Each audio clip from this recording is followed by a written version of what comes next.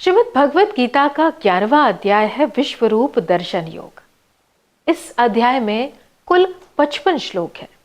इस अध्याय में अर्जुन भगवान श्री कृष्ण से अपना विश्वरूप यानी अनंत ब्रह्मांडीय रूप दिखाने का अनुरोध करता है। अपना अनंत स्वरूप देखने के लिए भगवान अर्जुन को दिव्य दृष्टि प्रदान करते हैं, जिनमें समग्र सृष्टि समाहित है। और अर्जुन इसी दिव्य दृष्टि से असीमित भुजाओं, मुख और पेट वाले देवों के देव के दर्शन करता है और उसमें सारी सृष्टि समाहित पाता है। नमस्ते। भगवद गीता का 11 अध्याय विश्वरूप दर्शन।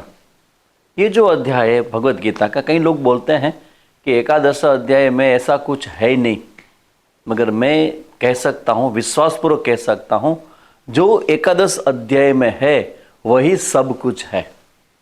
शुरुआत कहाँ से होता है? अर्जुन भगवान से कुछ मांगता है। जैसे 10वें अध्याय में भगवान ने बुद्धि योग देने की जो बात कही थी, वो अर्जुन ने देखा कि भगवान का विभूति कहाँ कहाँ पे, वो सब बातें हो गई। अब अर्जुन भगवान से स्पेशल दर्शन की अपेक्षा करता है, मांग करता है कि भगवान मैं द्रष्टुम इच्छामि ते रूपम ऐश्वरम पुरुषोत्तमा। भगवान मैं आपका ऐश्वर्य जो रूप है, आपका भगवान के रूप में जो आपका जो रूप है वो मुझे देखना है। सामान्य तौर पे भगवान 2 हाथ 2 पैर 1 सिर लेके खड़े हैं अर्जुन के सामने।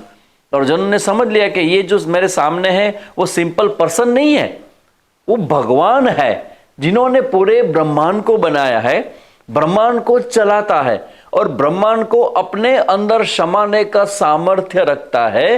वो ये ईश्वर ही है जो मेरे सामने खड़े हैं। तो अर्जुन ने पूछ लिया भक्ति भाव से कि भगवान मैं आपका वो ऐश्वर्य रूप, अनंत रूप में आप जो है तो वो मैं देखना चाहता हूं, क्या आप वो दिखा सकते हैं? ये प्रार्थना जब अर्जुन ने किया, कभी कभी क्या होता है कि हम प्रार्थना तो कर देते हैं, मगर जब हमारे सामने आता है ना तो हम डर जाते हैं। एग्जैक्टली अर्जुन के साथ यही हुआ।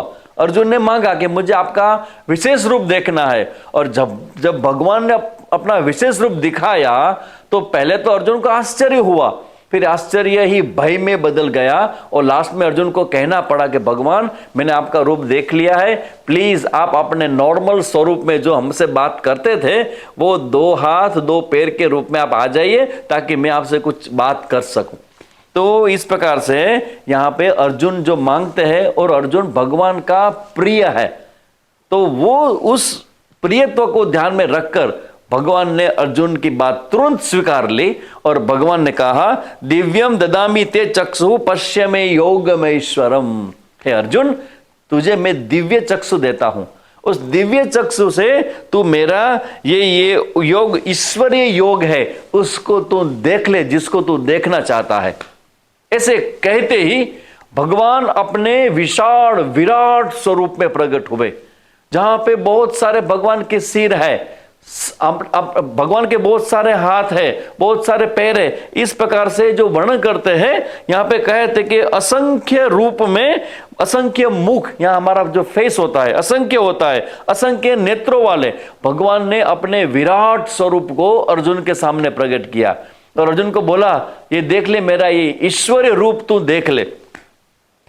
जब ये कहा तब भगवत गीता का 11वां अध्याय का ये जो 12वां जो श्लोक है वो मोस्ट इंपोर्टेंट बन गया।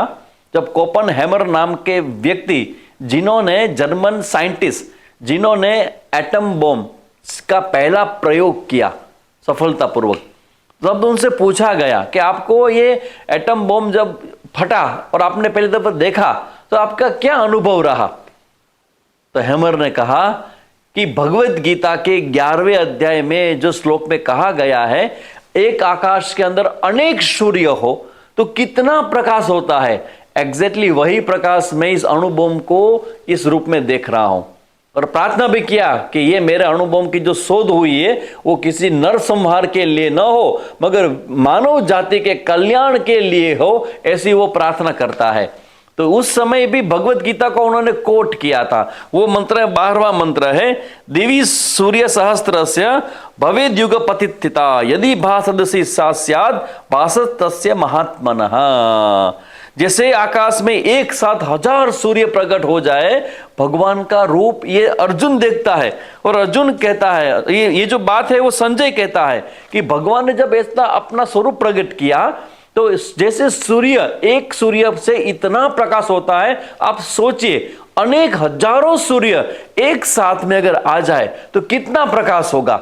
वो हमारी नरी आंख से, मतलब हमारी अपनी ये चर्म चक्षु से हम उनको देख नहीं सकते हैं। तो इसीलिए यहां पे भगवान का जो वर्णन है वो वर्णन इसी प्रकार से दिखाया गया है। और ये जब साइंटिस्ट जैसे बोलता है कि गीता में जिस प्रकार के प्रकाश का वर्णन है वही मैं यह प्रकाश देख रहा हूं, उसका मतलब यह भी होता है कि उस साइंटिस्ट ने भगवत गीता का अध्ययन भी किया होगा, गीता की बात वहां तक पहुंची होगी और 11वें चैप्टर में ऐसा वर्णन है यह भी उनको मालूम होगा। तो ये बात कहने के बाद हम आगे बढ़ते हैं और भगवान कहते हैं कि मेरा ये रूप देख। उस रूप में अर्जुन ने क्या देखा? जो कौरव, जो भीष्म पितामह है, द्रोणाचार्य है, बड़े बड़े योद्धा है, सब भगवान के मुख में जाते हुए अर्जुन ने देखा। और ये देखते ही अर्जुन के मन में भय सा प्रकट हुआ कि मैं क्या देख रहा हूं। कहीं ऐसे महान योद्धा है जो भगवान के मुख में जाकर भगवान के दांत के अंदर वो फंस रहे हैं और भगवान उनको चबा चबा के खा रहे हैं। ऐसा रूप जब देखा अर्जुन ने तो अर्जुन को भी भय लगने लगा। और भगवान ने कहा कि अर्जुन तू भयभीत मत हो, मेरा ये रूप देख, क्योंकि मैं कौन हूं? कालोस्मि लोकक्षय कृत प्रवृद्ध, इस जगत को नाश करने वाला काल भी मैं हूं। अगर तेरा मृत्यु आता है तो मृत्यु रूप में भी मैं ही हूं। अर्जुन तू डरना नहीं, मैं हर रूप में हूं, हर जगह पे हूं, हर भूमिका में मैं ही काम कर रहा हूं। भगवान का ये रूप इतना भयंकर था और भगवान कहते हैं कि तू डरना नहीं, मगर अर्जुन तो डर ही गया। भगवान का ये रूप देखकर अर्जुन को भयभीत हुआ। और फिर जो अर्जुन ने जो कुछ कहा वो समझने जैसा है। ये 36 श्लोक में जो अर्जुन ने एक शब्द कहा वो हम सबको बहुत बड़ा शिक्षा देने वाला शब्द है। वो अर्जुन कहता है, स्थाने ऋषिकेश तव प्रकीर्त्या। इज वन वर्ड, स्थाने ऋषिकेश। स्थाने का मतलब होता है, अंग्रेजी में कहते हैं order. Everything is in order. ये बात समझ लेना, मेरे पास इतना लंबा समय नहीं है मगर ये पॉइंट आउट करता हूं मैं कि ये बहुत बड़ी बात है। ऑर्डर का मतलब होता है जगत में जहां पर जो भी कुछ हो रहा है एवरीथिंग इज इन ऑर्डर। हमारी दृष्टि से अयोग्य होती हुई ये घटनाएं भी उस विराट के रूप में, उस परम सत्ता की दृष्टि से, उस परमेश्वर की दृष्टि से जो हो रहा है वो ठीक ही हो रहा है। क्योंकि जगत के अंदर cause and effect always go together. जहां पर भी कार्य होता है उनका कुछ कारण होता ही है। कारण और कार्य का जो कनेक्शन है इसको बोलते हैं स्थान है। जैसे मैं आपसे बात कर रहा हूं तो हर कोई मुझे सुन नहीं पा रहा है, हर कोई मुझे देख नहीं पा रहा है, उसके पीछे भी कारण होता है। इतने सालों से मैं बोल रहा हूं मगर आज ही आपके सामने मैं क्यों आया हूं, उसके पीछे भी कोई कारण है और मैं आपको समझाता हूं। उनका मतलब यह नहीं कि सब लोग मेरी बात समझ ही लेंगे, इसके पीछे भी कारण है। और कोई कोई लोग मेरी बात को पकड़ भी लेंगे, पकड़ने के बाद गीता देख खोलने का उनकी जिज्ञासा बढ़ जाएगी। वो भी भगवान के ऑर्डर में है। Everything is in order. और कोई बोलता है कि स्वामी जी कभी कभी डिसऑर्डर भी दिखता है, ये धरतीकंप आता है, आपके कच्छ में तो इतना बड़ा धरतीकंप आया। तो समझना है even though disorder also part of order. Disorder एक दृष्टिकोण से है मगर समग्र के दृष्टिकोण से देखे तो वो भी ऑर्डर में। क्यों? ऑर्डर का मतलब होता है किसी भी घटना का कोई न कोई कारण होता ही है। और हमारे जीवन में जो भी कंप्लेन है, फरियाद है, वो सारी फरियाद इस एक शब्द से दूर हो सकती है, एवरीथिंग इज इन ऑर्डर। पति को लगता है कि मेरी पत्नी ठीक नहीं है, उसमें ये प्रॉब्लम है, उसमें ये है, उसमें ये है। पत्नी बोलेगी कि मेरा पति ठीक नहीं है, उसमें ये प्रॉब्लम है। Everything is in order. आपको जो मिला, जैसा भी मिला है, सबके पीछे कोई ना कोई रीजन है और रीजन के चलते ही आपसे वो उनका मिलन हुआ है। बहू बोलते कि मेरे सासू ठीक नहीं है, सासू बोलते वो ठीक नहीं है। मगर ये बात याद रखना सब लोग कि जो जहां पर है, जैसा भी है, वो सब एवरीथिंग इज इन ऑर्डर, सब जगह पे ठीक है। इसलिए हमारे घर में जो बड़े बड़े लोग होते हैं ना, बुजुर्ग लोग, वो बोलते रहते थे सब मंगल हो जाएगा, सब ठीक हो जाएगा, चिंता मत करना, जो हो रहा है ठीक हो रहा है। परफेक्ट, जो हो रहा है सही हो रहा है।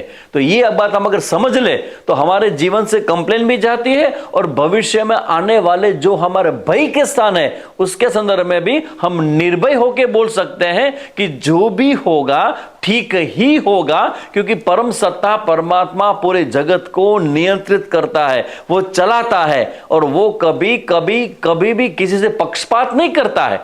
तो भगवान जो करेगा ठीक ही करेगा।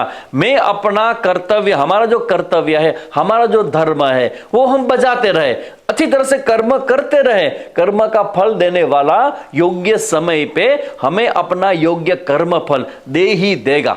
तो ये 11वें चैप्टर में जब बोला है भगवान ने ये सब दिखाया, अर्जुन ने बोला भगवान मैं समझ गया सब कुछ ऑर्डर में है। और ये समझने के बाद अर्जुन सब बोलते हैं भगवान को नमो नमोस्तेस्तु सहस्त्रकृत्वः, चारों ओर भगवान मैं आपकी सत्ता को देख रहा हूं और चारों ओर मैं आपको प्रणाम कर रहा हूं, प्रणाम कर रहा हूं, प्रणाम कर रहा हूं। ऐसे बोलते बोलते इस 11वें चैप्टर का अंत होता है और आगे जाके हम 12वां जो भक्ति योग है उनकी चर्चा हम नेक्स्ट एपिसोड में करेंगे। ओम तत्सत।